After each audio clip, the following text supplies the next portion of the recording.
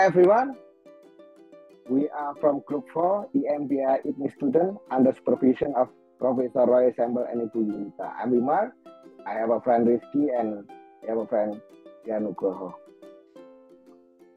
We will present the book review of Making Globalization Work by Nobel Prize-winning economist Joseph A. Stiglitz, which is American economist, professor at Columbia University, Nobel Prize winner, chief economist of the World Bank, authorized for 30 books.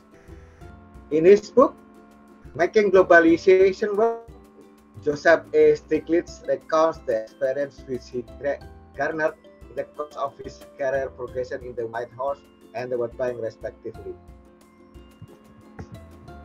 Summary of the book, we divide by 9 segments.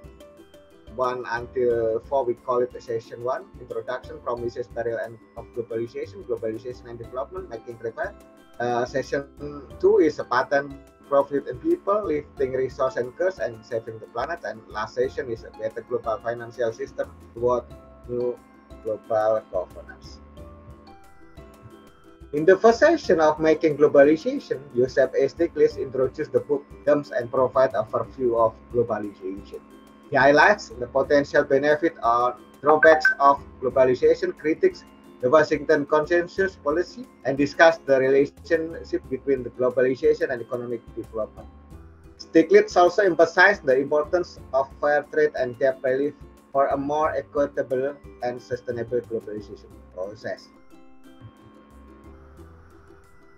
In the chapter 1, we talk about promises and perils of globalization. In that chapter, they call it another what is possible. In this chapter, Stiglitz compared the differing views on globalization between participants at the World Social Forum in the Mumbai and the Business Summit at Davos. He identifies the challenge faced by developing nations such as poverty, high debt burden, environmental degradation, and lack of job security. By negotiating a compromise between these two perspectives, the author highlights the areas where globalization can be improved. In this slide, globalization and development. Stiglitz emphasized the failure of globalization to deliver on its promises of development in many countries. He critiques the trickle-down approach of the lack of input from the people it aims to benefit. The author then examines India and China's successful deployment policies and explores the potential for similar strategies in other developing nations. And the next chapter, Making Trade Fair. In this chapter, Stiglitz focuses on trade liberalization and its limitation for achieving equitable development. He analyzed the disparity between Mexico and the United States in terms of GDP growth, employment opportunities, and wages. Stiglitz argues for a trade regime that benefits both development and developing nations.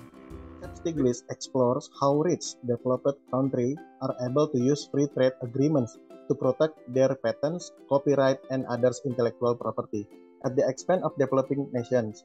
Intellectual property laws do not necessarily correlate with the way in which invention and innovation come about. The companies then patent their invention and make money.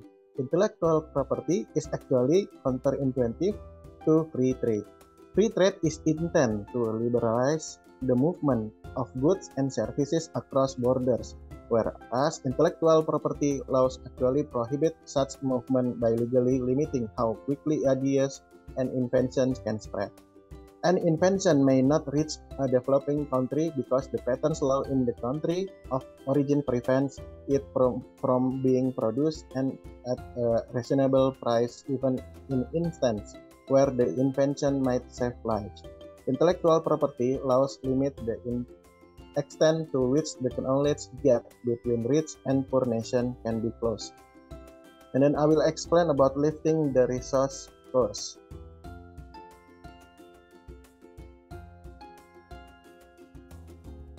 Next slide, please.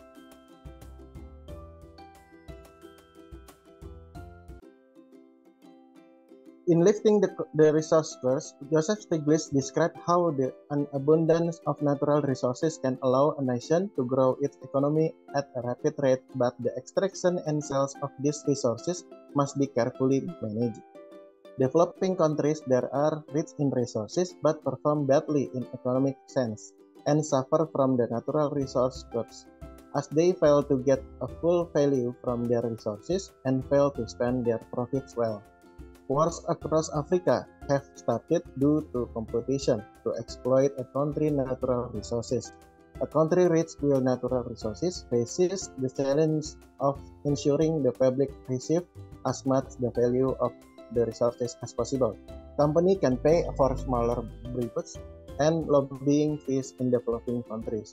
Company maximize profit by privatizing resources extraction and infrastructure. Natural resources can also destabilize economies by affecting exchange rate.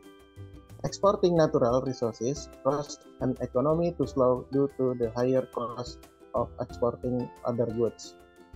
The solution is to use locally raised revenue, such as tax, to fund development in the country while investing the profit from resource export in imported goods and safety funds.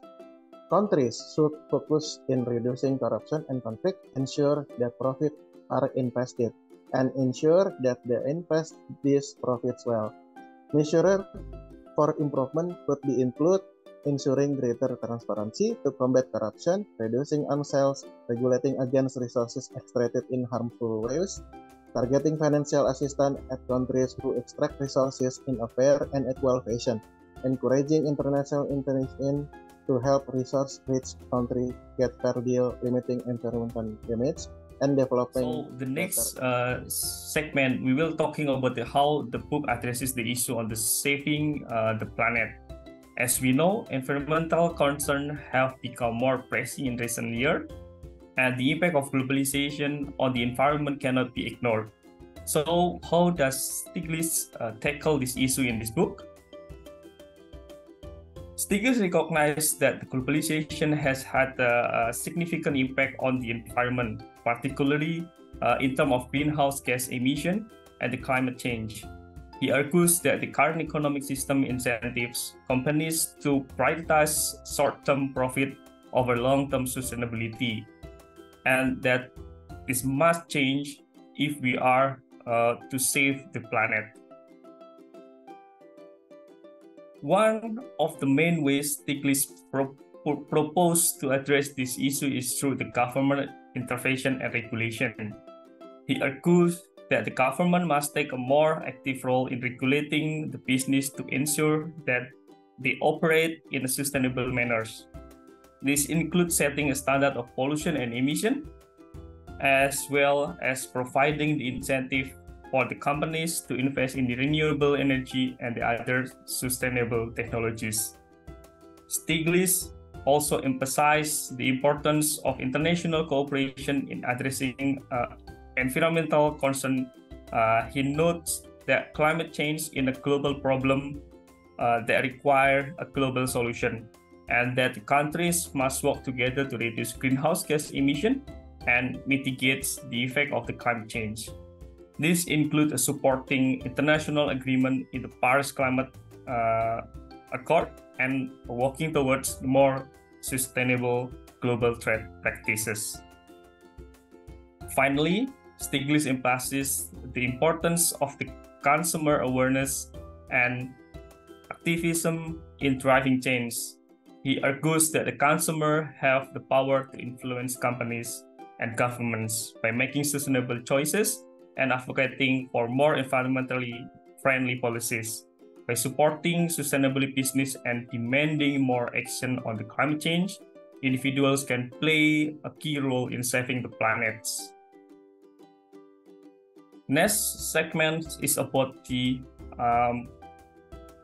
global financial system, which Stiglitz said that this global financial system is broken.